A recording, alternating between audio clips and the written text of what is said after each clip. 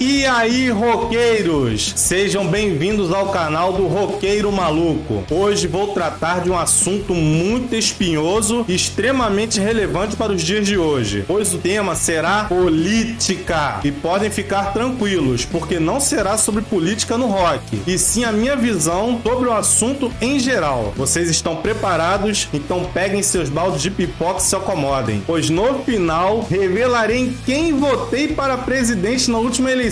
Meu nome é Vitor Cos e está no ar mais uma Livre Manifestação. You need to shut the fuck up! Pessoal, é o seguinte, vou dar dois exemplos de ambos os lados para que vocês tenham uma ideia de como vejo tudo isso. Há pessoas que têm a visão deturpada do capitalismo e liberalismo, como sendo um regime no qual o mundo deva ser encarado como uma grande empresa, no qual quem não produz e não consegue se manter deve ser descartado. Por outro lado, há pessoas que têm a visão deturpada do socialismo como um regime no qual o indivíduo seja obrigado a abrir mão de seus bens e conquistas em prol da coletividade, fazendo com que todos os cidadãos regidos por este regime sejam igualmente miseráveis. Mas antes de continuarmos esta reflexão, gostaria de fazer uma pergunta. O que você entende de economia? Você sabe como funcionam os ciclos econômicos? Ou sequer que a economia tem ciclos? Sabe dizer qual tipo de política econômica os representantes da sua preferência política aplicam quando estão no poder? Sabe ao menos as diferenças básicas entre política econômica expansionista e contracionista? Se você ficou viajando diante dessas coisas, então você deveria repensar como você enxerga a política, pois no fim do dia, o objetivo principal de uma eleição é decidir como um país será dirigido economicamente. E sugiro que você, ao menos, pesquise um pouco sobre o assunto antes de manifestar a favor ou contra alguém ou ideia. E tudo bem se a sua escolha política é mais direcionada para a questão dos costumes do que como o país será dirigido nos próximos anos economicamente, pois acredito que estas pautas sejam válidas dentro do debate público. Porém, sinto-lhe avisar que de qualquer maneira, olhando pelos dois lados, o que será mais impactado será seu bolso. Mas aí eu preciso te fazer outras perguntas para prosseguirmos. Por exemplo, você sabe qual o papel do presidente da República? Você sabe que ele é o representante do poder executivo, correto? E como tal, ele apenas administra a execução das políticas públicas decididas nas casas legislativas, não é? Então, por que você leva tanto em consideração o que o seu candidato à presidência pensa sobre as pautas de costumes? Afinal, ele só vai executar aquilo que for determinado para ele. E se você tem por argumento de que o presidente tem a liberdade para interferir na maneira como as pautas serão determinadas através de decretos, sugiro que você pesquise um pouquinho sobre como um decreto funciona e o seu processo para aprovação definitiva. Sim, queridos, decretos precisam ser aprovados. O máximo que o presidente faz é direcionar seus esforços para que determinadas pautas de sua preferência sejam implementadas em detrimento de outras que não façam parte de suas convicções e principalmente de suas diretrizes partidárias.